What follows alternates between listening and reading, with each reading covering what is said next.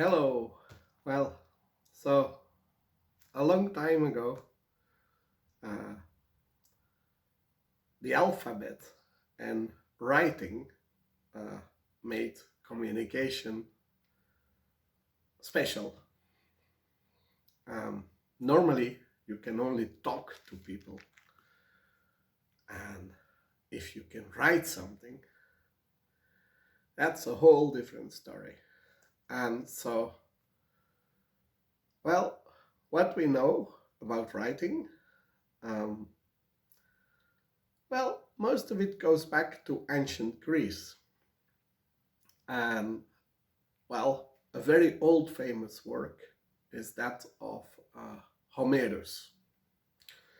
That's 750 before Christ, so 2770 years ago. And well, then in 540 before Christ, we had Parmenides. And well, he found the gods to be, well, not good enough. The gods in the writings of Homerus, they have flaws, they have sins, they cheat, they lie, and that's not worthy of a god. That was the idea of Parmenides.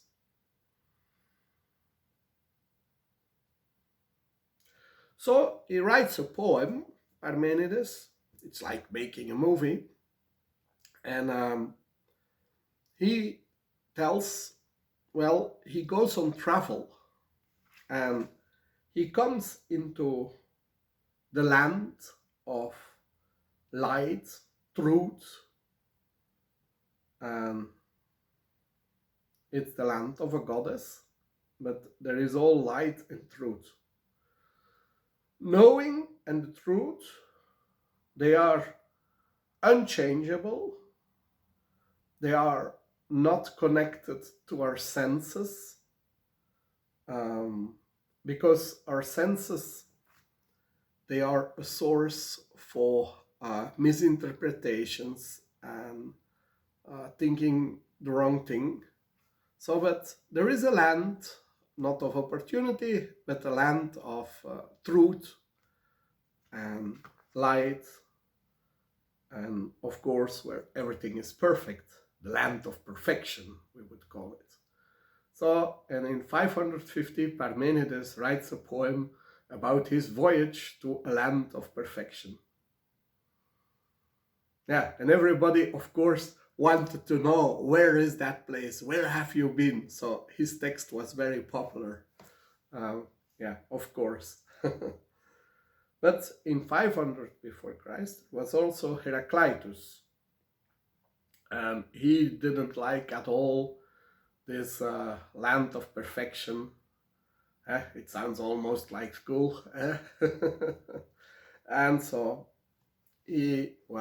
but his texts have been neglected, the text of Heraclitus, and we only know indirectly about what he was saying. But he was saying things like yin yang, so good and bad, a good day and a bad day, and health and illness. So life is constantly changing, and it will never be the same. It's in constant evolution. That's a whole different feeling than the land of perfection and immaterial things and light. It's the land of evolution. So for Heraclitus in 500 before Christ. And then in 441, Sophocles, he writes this play of Antigone, also a very famous play. In 420 before Christ, Democritus, he had the opinion of the world to exist of atoms. well, he was no Einstein, and he certainly didn't have all the knowledge of Einstein. So how come he think about atoms? Well, it's certainly not because he discovered them like Rutherford or something. Um, he certainly didn't photograph them like we did recently. Um, but at the time, everybody accepted that you can endlessly cut an apple into smaller pieces, and you can do that eternal. It never stops. You just can continue to cut, just like the existence is eternal, and um, just like yeah, everything is eternal, and it's like a circle. They often for religious buildings they use circles because the circle is endless. It's a symbol of eternity. And so, well, Democritus, he didn't like that. He said, well, if you cut an apple into smaller pieces, one day you're going to reach the smallest piece possible and you can't cut it anymore into two pieces. And so that's what he called an atom, the thing you can't cut anymore. And Plato, he disliked Democritus. He destroyed all his writings. That was his wish. And so, well, he died 370 before Christ. And in 399 before Christ, Socrates died. And, well, Socrates was the man who, well, believed that with a good conversation, you can reach a higher level of insight. And, but, well, because of, yeah, some political struggle in Athens, and he bet on the wrong party, well, he was condemned to drinking poison and, well, was killed that way. And Plato was his young disciple. At the age of 19 years old, he disliked the, well, what he considered the murder of his master, so unfair by society, that he wanted a new kind of society. And, well, Plato came up that, well, there is a world of ideas.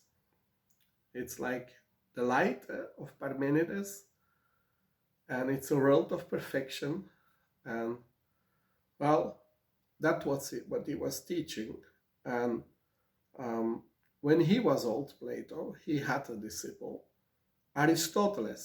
And, well, when he was having a career, one of the first things he did was teaching Alexander the Great. And so then he became older, and so Alexander the Great, of course, yeah, he did what he did. And while Alexander was doing that, Aristotle, he had founded a school in Athens, the very first school in the world. They called it Lyceum. And, well, so there he was teaching. And so he used that world of Plato, of perfection, ideas, and the perfect justice, the perfect beauty. And then, of course, the material world is evolving. We have to study it and try to reach the perfection. And so, well, Aristotle's writings have been copied quite a lot by everybody. Yeah? The Arabs in Israel, in Iran, everybody owes to Aristotle. The Muslims, everybody owes to Aristotle. They always, the Catholic Church, everybody used his writings. And then in 323 before Christ, we have Alexander, of course, from the north of Greece, and there he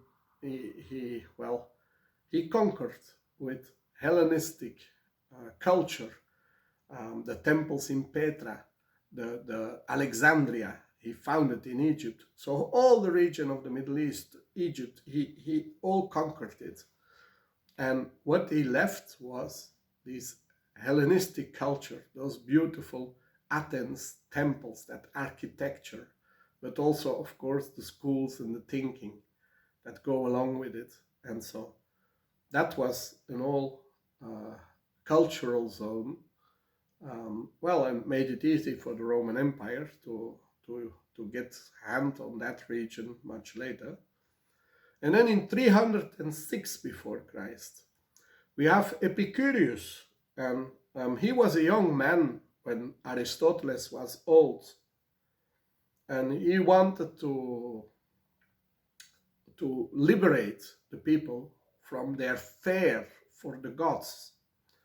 And so he said, yeah, the gods, they don't worry about what is happening on earth. They just let us do, and they don't. So what you should do is to avoid pain and attract everything which is good and pleasant to you. And do it in a hidden way. Don't get into problems with the authorities.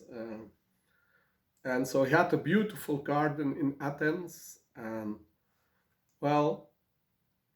he became old, and Greece was captured by, of course, Alexander the Great, but he didn't destroy Athens because his master Aristotle was from there.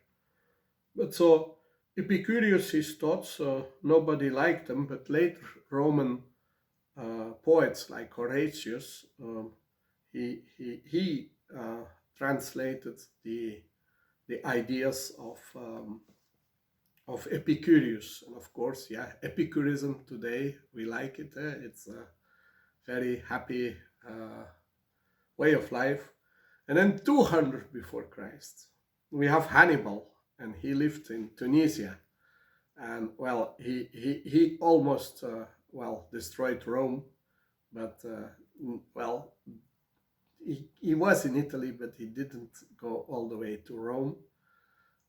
He went back because there was a problem in his hometown, and he had to defend there. And of course, later the Romans decided that town of Carthago, where Hannibal came from, that it should be destroyed. And in 164 before Christ, they destroyed Carthago totally.